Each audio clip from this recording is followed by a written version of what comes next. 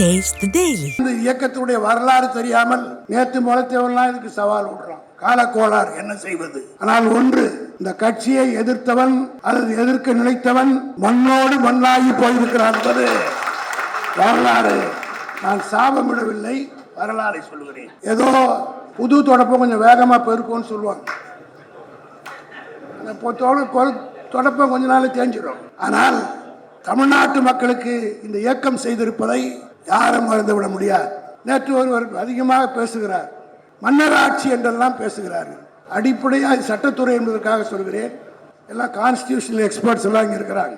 திமுகவுக்கு இருக்கிற பெருமையே, திமுகவில் இருக்கிற தலைவராக இருக்கக்கூடியவர் ஒரு டெசிக்னேட்டட் சீனியர் அட்வொகேட் விடுதலை நம்முடைய என்ஆர் இளங்கோ வில்சன், ஏறத்தாழ 10-15 சீனியர் அட்வொகேட்டை கொண்ட ஒரே இயக்கம் திராவிட முன்னேற்ற கழகம் என்பதை நான் பெருமையோடு தெரிவித்துக் கொள்கிறேன். நேற்று ஒருவர் பேசுகிறார், மன்னர் ஆட்சி, இது குடியரசு நாடு.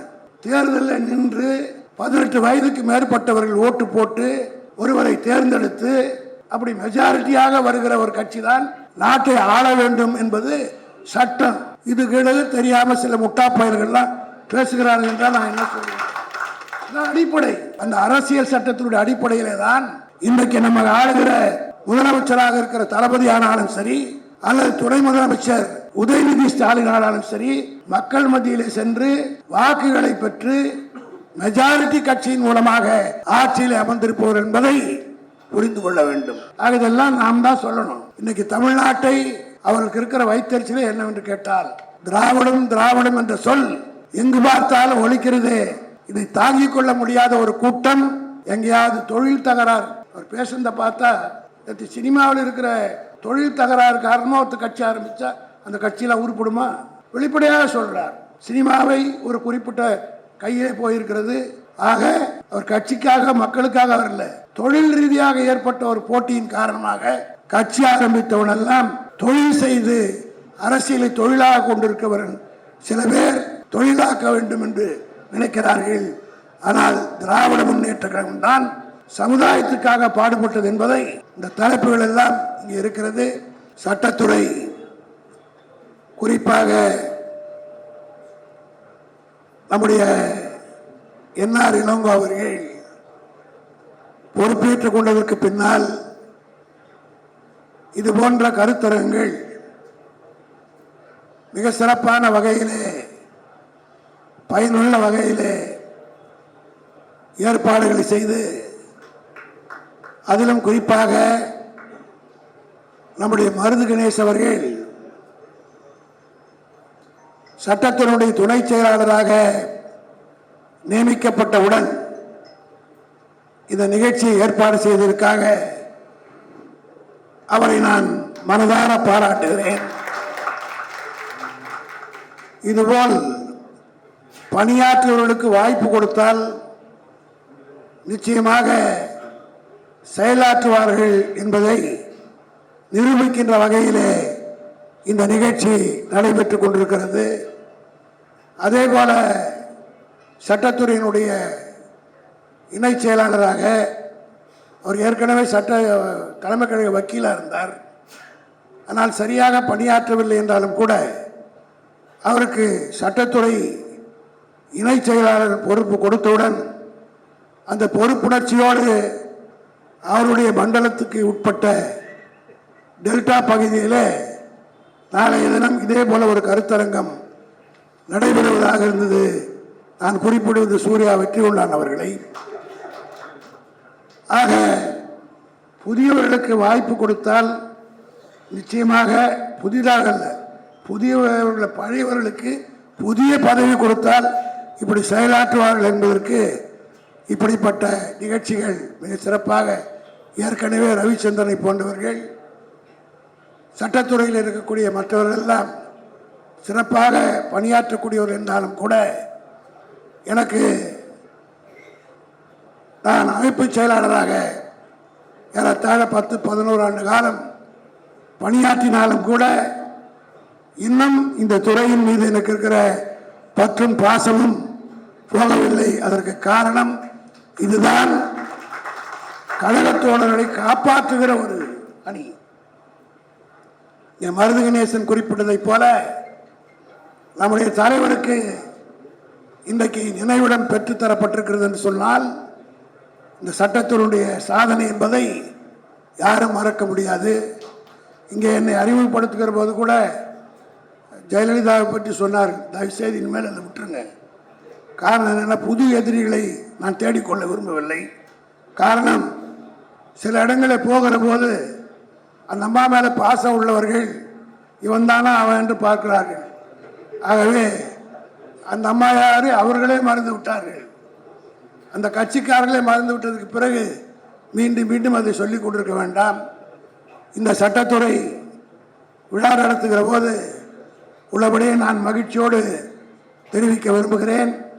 நேற்றைய தினம் உச்சநீதிமன்றம் நம்முடைய சட்டத்துறை செயலாளர் என்ஆர் இளங்கோ அவர்கள் முரசொலி அறக்கட்டளைக்காக வாதியாடிய வழக்கில் உச்சநீதிமன்றம் இப்படி யாரையுமே பாராட்டியது கிடையாது. திராவிட முன்னேற்ற கழகத்துடைய நம்மை முரசொலியினுடைய நிர்வாகத்தை அதன் சார்பாக வழக்கு தொடர்ந்த என்னை மிக சிறப்பாக உச்சநீதிமன்றத்தினுடைய நீதிபதிகள் பாராட்டியிருக்கிறார்கள் என்று சொன்னால் அதுதான் நம்முடைய துறைக்கு கிடைத்திருக்கின்ற மரியாதை. மெக்னானிமிட்டி இன் விக்டரி என்று ஆங்கிலத்தில் சொல்வார்களே, அதை போல அந்த பெருந்தன்மையை திராவிட முன்னேற்ற கழகம் பலமுறை நிரூபித்திருக்கிறது. ஆனால் இந்த இயக்கத்துடைய வரலாறு தெரியாமல் நேற்று முளைத்தவன்லாம் இதுக்கு சவால் விடுறான். காலக்கோளாறு, என்ன செய்வது? ஆனால் ஒன்று, இந்த கட்சியை எதிர்த்தவன் அல்லது எதிர்க்க நினைத்தவன் மண்ணோடு மண்ணாகி போயிருக்கிறான் என்பது வரலாறு. நான் சாபமிடவில்லை, வரலாறை சொல்லுகிறேன். ஆகவே ஏதோ புது தொடப்பம் கொஞ்சம் வேகமாக பெருக்கும்னு சொல்லுவாங்க. அந்த தொடப்பம் கொஞ்ச நாள் தேஞ்சிடும். ஆனால் தமிழ்நாட்டு மக்களுக்கு இந்த இயக்கம் செய்திருப்பதை யாரும் மறந்துவிட முடியாது. நேற்று ஒருவர் அதிகமாக பேசுகிறார், மன்னர் ஆட்சி என்றெல்லாம் பேசுகிறார்கள். அடிப்படையாக சட்டத்துறை என்பதற்காக சொல்கிறேன்.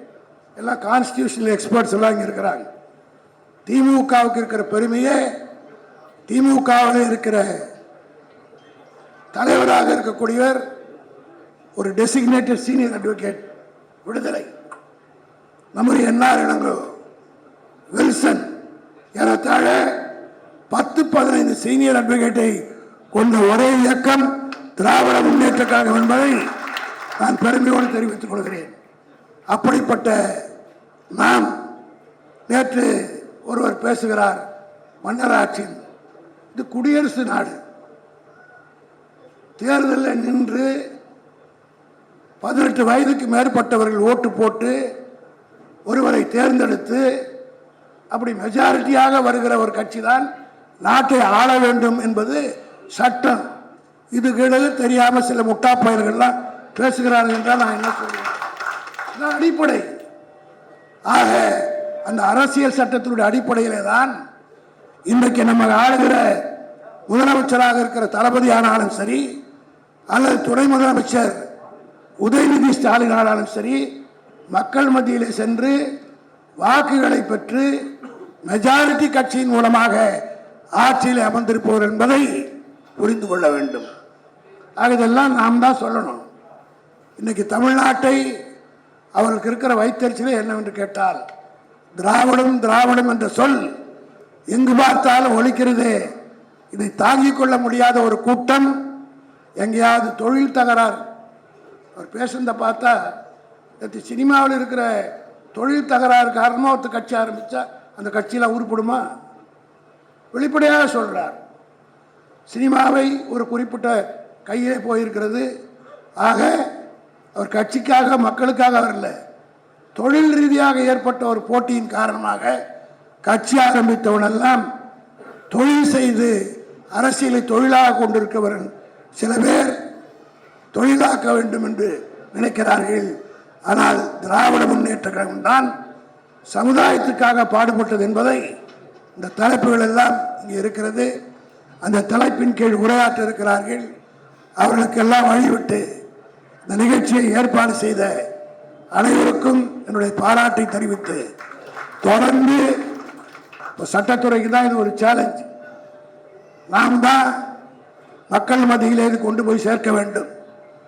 என்ஆர் இளங்கோ எடுத்திருக்கிற முயற்சி உள்ளபடியே மண்டல வாரியாக பிரித்து மண்டல வாரியாக இப்படிப்பட்ட கருத்தரங்குகள் நடத்துவதற்கு ஏற்பாடு செய்திருக்கிறார். ஆக அமைப்பாளர்களாக நியமிக்கப்பட்டவர்கள் ஒவ்வொருவரும் அவரவருடைய மாவட்டத்தில் இது ஏற்பாடு செய்து இதே போல நிகழ்ச்சிகளை நான் நடத்தினா ரொம்ப பெருமையாக இருக்கு. அறிவகத்தில் நான் பல கூட்டத்துக்கு வந்திருக்கேன். நான் முதல்ல வந்து உட்கார மண்டபம் காலியாக இருக்கும், பேசி முடிக்கும் போது தான் மண்டபம் ஃபுல்லாகும். ஆனால் இந்த கூட்டம் மண்டபத்துக்குள் துவங்குவதற்கு முன்பாகவே கூட்டம் கூடியிருக்கிறது தான், அதான் டிசிப்ளின். அந்த டிசிப்ளினை இந்த சட்டத்துறையிலே உருவாக்கி கட்டி காப்பாற்றி வருகின்ற உங்கள் அனைவருக்கும் தலைமைக் கழகத்தின் சார்பாக என்னுடைய பாராட்டை தெரிவித்து விடைபெறுகிறேன்.